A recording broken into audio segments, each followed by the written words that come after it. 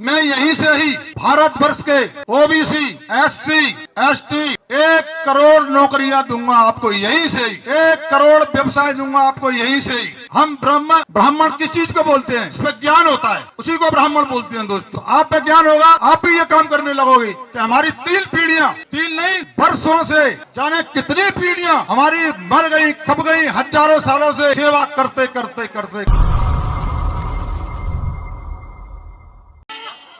क्यों कहते तो है कि पिछड़े वर्ग के हैं, हमें वोट दे दो, लेकिन वो पिछड़े वर्ग की बात नहीं करते हैं। इसलिए उनसे कह रहा हूँ कि लड़ी बेशरमाई और शर्म दई छोड़ी बने को लगाती, और संसद में संविधान की हत्या हो रही है, इनकी फटी नहीं रही है छाती।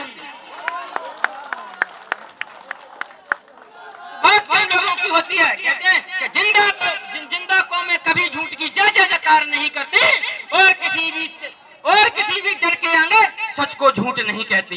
सच बोलने का मादा हर किसी में नहीं होता है। और जो प्रीतम लोधी जी ने आज जो करके किया है, यदि आज ये ओबीसी महासभा उनके पीछे नहीं खड़ी होती, ये समाज उनके पीछे नहीं खड़ा होता, कल कोई भी नेता बोलने की हिम्मत नहीं करता। आपने प्रीतम लोधी जी, प्रीतम भाई साहब, आपने गुंगों के मुंह में जबान देने का काम किया है आज। इसलिए मैं 2 शब्द कहते हुए माननीय प्रीतम भाई साहब को आमंत्रित करूंगा। आप सब लोग ध्यान से सुने इनकी बात को, और जो उधर खड़े हैं वो भी सुने, और जो घरों पे बैठे हैं वो भी सुने। मोबाइल से लाइव चलाओ आप लोग बीच हट जाइए। फोटो बाद में खिंचा लेना, फोटो प्रेमियों बाद में खिंचा लेना। मैं हमेशा कहता हूँ, बुरा लगेगा आपको। मैं प्रीतम भाई साहब को बुला रहा हूँ कि प्रीतम लोधी उस शेर दिल इंसान का नाम है। प्रीतम लोधी उस शेर दिल इंसान का नाम है जो बेजान पुतले के ऊपर हाथ रख दे तो बेजान पुतले को जान मिल जाती है, और जब जोर से धार मार दे तो भोपाल की गद्दी हिल जाती है। जय ओबीसी, जय ओबीसी, जय एससी, जय एसटी। हमारे पूरे हिंदुस्तान से, बड़ी दूर दूर से आज जंतर मंतर पर सारे बुद्धिजीवी लोग इकट्ठे हुए हैं इन भैरी सरकारों को ललकारने के लिए। यहाँ एक से एक बुद्धिजीवी लोग बैठे हुए हैं, एक से एक बुद्धिजीवी, जिनने अपने जिलों में, प्रदेशों में धूम मचाए रखी है। हमारे राजेलाल जी भी बैठे हुए हैं चंबल में। राजेलाल जी ने भी बहुत काम किया है, और ये भी पार्टी के शिकार हुए हैं, राजेलाल जी भी। ऐसे यहाँ कई लोग हैं जो वास्तव में ही बड़ी पार्टियों के शिकार हैं, बहुत काम किए। हमारा तो इतना इतिहास है कि 3 पीढ़ियां, जनसंघ, जनता पार्टी, भारतीय जनता पार्टी, 3 पीढ़ियां लगातार काम किया है। 3 पीढ़ियों में, और इनाम क्या मिला सबको पता है। हमको क्या इनाम दिया गया, इससे पहले भी मुझे निकाला था 6 साल के लिए। इसी योजना बताने जा रहा हूं। आप सब लोग अपने अपने मोबाइलों में टैप करें, और दिमाग में भी टैप करें, और दिमाग से फिर दिल में उतारें। इस बात को दिल में उतारने की जरूरत है, क्योंकि हमको पिछड़ा कहा जाता है, और सारे लोगों को, जितने भी हिंदुस्तान में पिछड़ी समाजें हैं, भाइयों, आपको ये नाम मिला है। अगर इस नाम को आपको आगे करना है तो आपको एक चीज करना पड़ेगी। मैं यहीं से ही भारत वर्ष के ओबीसी, एससी, एसटी 1 करोड़ नौकरियां दूंगा आपको यहीं से ही, 1 करोड़ व्यवसाय दूंगा आपको यहीं से ही। थोड़ी सी दिमाग की समझ है, थोड़ी सी दिमाग की। मेरे भाइयों, जब हम शादी कराते हैं तो क्या हम किसी विद्वान को बुलाते हैं, और वो विद्वान कम से कम 4-5 हजार रुपये हमसे ले जाता है, और 4-5 हजार रुपये शादी में से ले जाएगा, बढ़िया खाएगा, बढ़िया कपड़े ले जाता है। तो मैं कथा करने आएंगे तब आपसे 1-1 लाख, 2-2 लाख ले जाते हैं, और 9 दिन बड़े अच्छे तरीके से खाते पीते हैं देसी घी में, डालडा में नहीं, देसी घी में, और अच्छे पकवान खाते हैं और उनकी सेवा होती है। मैं सारे ओबीसी एससी एसटी को निवेदन करना चाहता हूं, नौजवानों को, जो भी पढ़ लिख रहे हो, जिनने भी पढ़ाई पढ़ी हो, आपको 2.5 महीने ज्ञान करना है, 2.5 महीने, केवल 2.5 महीने पढ़ना है तो आप कथा करना सीख जाओगे। 6 महीने पढ़ लिया तो आप ओम नमः शिवाय सीख जाओगे, हवन करना सीख जाओगे। 1 साल पढ़ लिया तो आप शादी ब्याह और कथा करना शुरू कर दोगे, आप कथावाचक बन जाओगे। और आपने 1.5-2 साल पढ़ लिया, आपको महाभारत का ज्ञान हो जाएगा, आपको रामायण का ज्ञान हो जाएगा। 1 साल से ज्यादा नहीं है मेरे दोस्तों, केवल 1 साल दिमाग लगाना है। मैं सारी समाजों को, चाहे वो बघेल समाज हो, चाहे लोधी समाज हो, चाहे यादव समाज हो, चाहे करार समाज हो, जो जितने भी ओबीसी के लोग हैं, ये नए नए लड़के, आप अपनी अपनी समाजों में जाकर ये काम शुरू कर दें। आपका पैसा आपके पास रहेगा, आपके ओबीसी में रहेगा, आपके एसटी में रहेगा, आपके एससी में रहेगा।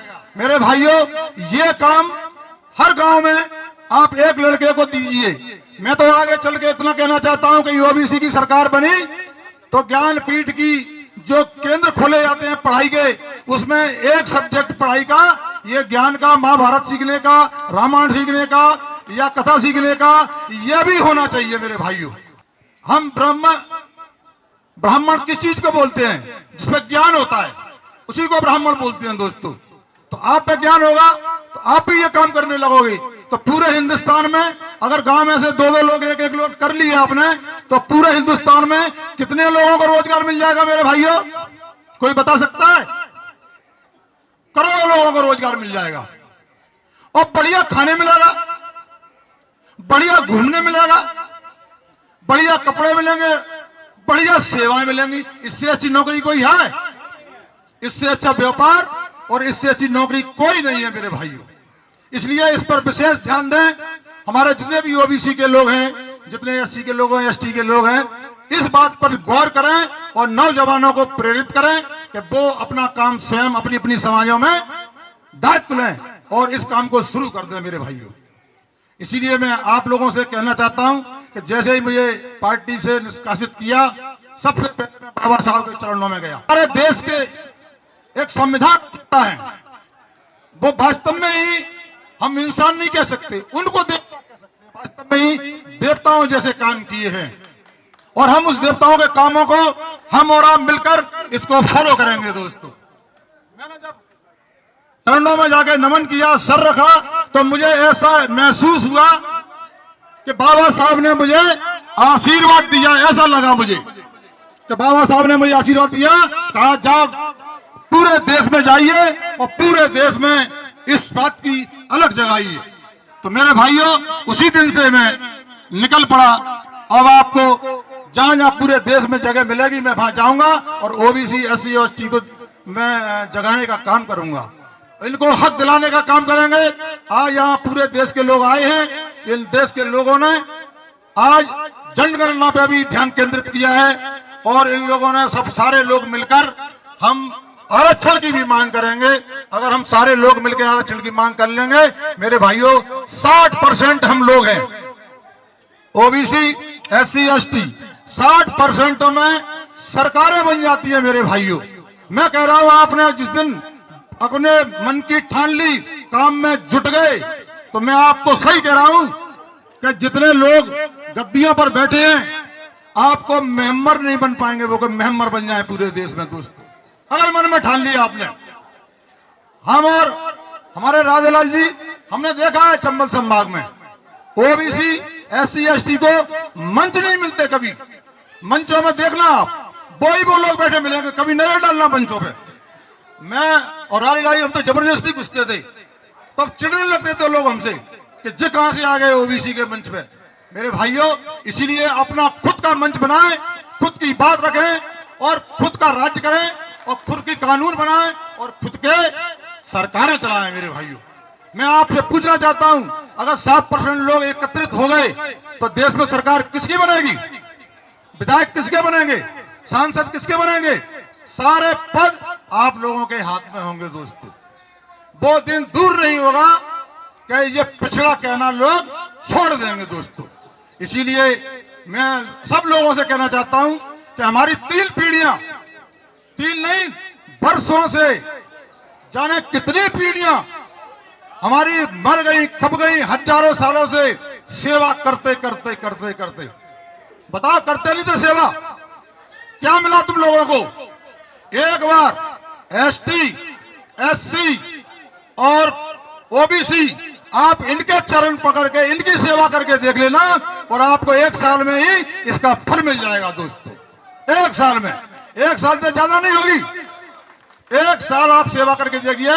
मैंने तो ठान लिया है कि मैं ओबीसी, एससी, एसटी के सेवा करूंगा और इन लोगों के चरणों में सर रखकर और इनसे आशीर्वाद मांगूंगा।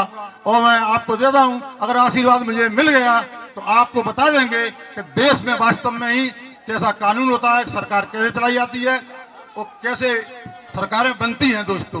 न ज्यादा कहते हुए, हमारे बहुत लोग बैठे हुए हैं, सबको बोलना है, 2-2 मिनट का समय है, मैं ज्यादा समय नहीं लूंगा। मेरी बात को गौर करना और मेरी बात को नौजवानों में आप लोग फॉलो करना। धन्यवाद।